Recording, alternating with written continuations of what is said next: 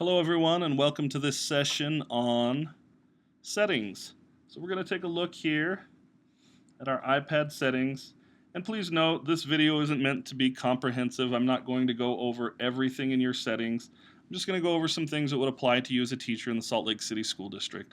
So the first thing I'm going to here is the Wi-Fi connection. And if you have a district purchased device, you should connect. It should already be set up to connect to the SLCSD network that was established when we got the grant out at Northwest Middle School, and which now extends to all of the schools in our district. If you don't have a district purchased device, you can, on that SLCSD BYOD network, if I select that, notice, I can type in my username and password, same way you log on to the computer, and it doesn't just apply to iPads, you can get your other devices on this as well. But the BYOD will let you connect a non-district device, so your own personal devices. Okay, moving on, we're going to go to General, and a couple of things here. If you'd like to take a look at what's taking up room in your storage, your capacity here, your memory on your iPads, notice I have a capacity of 27.5 gig, but I only have one available right now. So most of the student iPads will probably be 8 or 16 gigabytes. Just remember that they'll have less capacity than normally the teacher ones that we purchase. Software update. So this is a great way for you if you're managing a classroom set of iPads or at your school to go in and rather than connecting them individually to a computer, you can just download and install the most current iOS. And notice we're currently on iOS 7. About every September, Apple releases their new big one, so we'll move to 8 this year in September. I recommend to schools that they only do that big update. You don't necessarily need to go every one, the 7.0.1, 7.0.2, but that big update will help you, all of your apps keep running. Okay, I'm going back to General. Notice here is Siri, and I have it turned on. I can tell because it's green, the button over in the top right. And you can select languages. If you want your students to be able to do some voice searching and to be able to speak to Siri, there you go. And those are the settings that you can change, the voice, gender, and feedback. I'm going to go back now to Spotlight Search. So the Spotlight Search, if I want to search my iPad for anything, I currently have everything checked so that when I search, and I'll show you how that works. So I'm going to close out.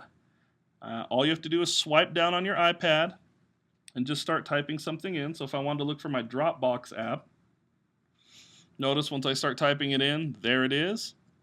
It also brings up music, and it would bring up any contacts that have any of that information. So your Spotlight Search is a great way for you to search. I have like 200 or 300 apps on my iPad, so this is a nice way for me to be able to search things quickly. Accessibility, I'm just going to cover a couple here.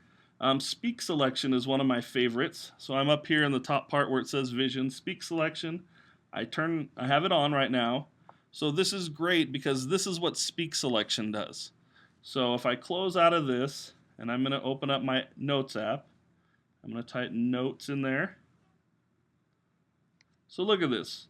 Now when I go to write, notice I have a little microphone. So now it's going to record what I'm saying. And it'll write the text out for me. The other nice thing with this voice capability is that with speak selection turned on, if I go back and highlight all of this, so I just put my finger down and held, and now I'm going to select all. And notice now it gives me, if I turn that speak selection on, it gives me that option at the end that says speak. And I don't know if I have my iPad turned up loud enough for you to hear. So now it's going to record what I'm saying. Okay, so it's just a nice option. What's really cool about that too is you can go to websites and you can hold down, it's only if you're using Safari, but you could search something on a website, you can hold the finger down, you'll get the same options as this to speak. So that's speak selection. That's one of my favorite options in accessibility. And if you don't like the motion that the iPad has now, so notice and it doesn't show it on my screen, but when I'm moving it around, it kind of has that effect motion, that 3D effect. If you don't like that and that bothers you, then notice this right here, this reduce motion option. You can turn that off and everything will be stable. You don't have to worry about it. So if that's bothering you in iOS 7, that's where you would take care of that. And one other that I like here in accessibility is called guided access. So if I turn guided access on, I need to set a code. We'll make it real difficult right now. Obviously, I wouldn't do this with students, just 1, 2, 3, 4. But now, when I go to an app, and let's just go to the App Store. So say I want students to stay in an app.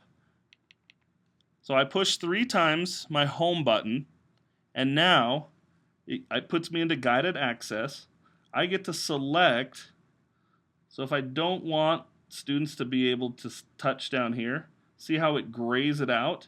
And then when I start it, okay, and it changed on me a little bit there, but students no longer have access to that portion of that app. And they also can't leave this app. So I know it didn't turn out right the way it showed up. I wanted it to be covering down at the bottom, the featured, top charts, all of those areas. But it's just, and if they do know how to push the 3 buttons, they still would have to enter the passcode. It just gives you the option to keep students in an app and only have access to certain things. Okay, going back to our settings. I'm going to go back to my general here. And like I said, there are lots of extra options. Here's one that's pretty common.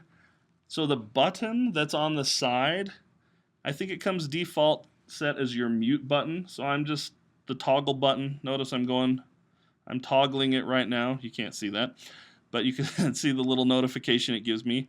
It just mutes your sounds, and I prefer to have the lock rotation there because then, my kids love this, I don't. Then every time I turn my iPad, it's not rotating on me, and I can just lock it with the button. Okay?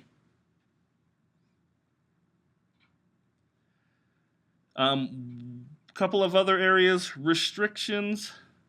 Something I would definitely turn on student iPads and the iPads that I managed out at Northwest and that I now manage out at Washington Elementary.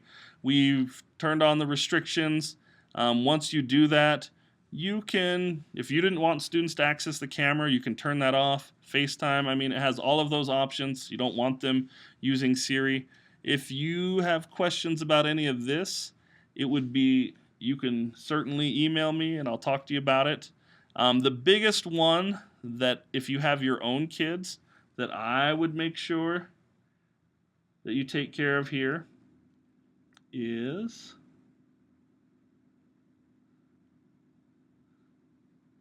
and we'll see if I can find it is just back up here, just above Siri where it says in-app purchases. So if you have your own iPad at home and you have an account linked to it with a credit card, make sure you turn off your in-app purchases. Otherwise, your kids, when they're using it, can make those in-app purchases on apps, and it can cost you a lot of money. And if you want to hear that story sometime, let me know, and I'll tell you how my daughter racked up $300 with my first iPad with in-app purchases.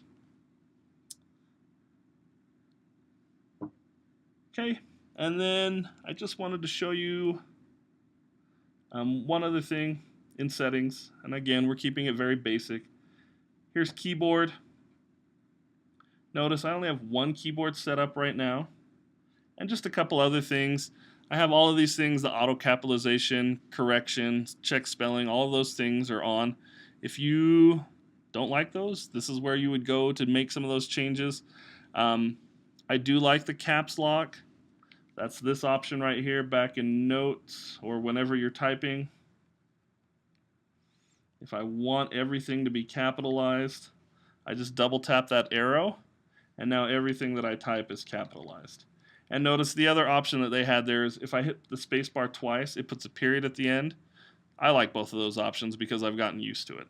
But if for some reason it's bothering you, you can make those changes in settings. The one thing I just like to show people on the keyboard, notice they have lots of different languages that you can add. My students that I've done this with, I always have them add the emoji keyboard, and they think it's a lot of fun. Now when I go back to the keyboards, when I go back to the keyboards here, see down on the bottom left there, it has a globe picture. That will let me switch between my keyboards. And these aren't large, the emoji keyboards, but it just gives you a few more options. And it is funny with that speak selection. Watch this. If I select all of them, it will actually read off what all of those emoji cons are.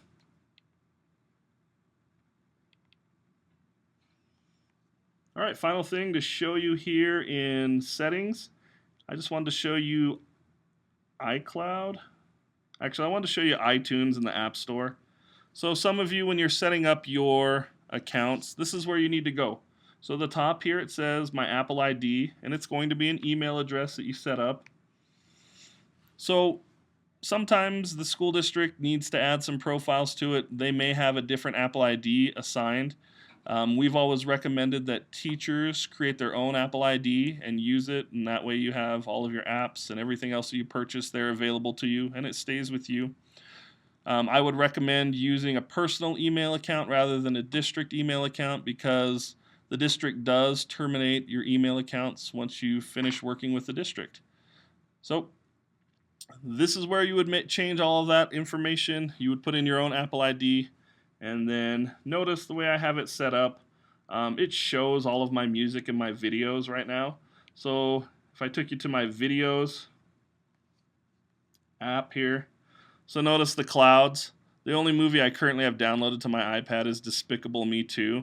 All the rest I can watch if I have an internet connection, but they're not actually on my iPad. And it'll show the same for your music, TV shows, books, all of those things. All right, I think that's about it. If you have any questions, happy to make future videos. Just wanted to give you a brief video, and I'm sure this ran longer than I thought it did, on basic settings. Thanks for watching.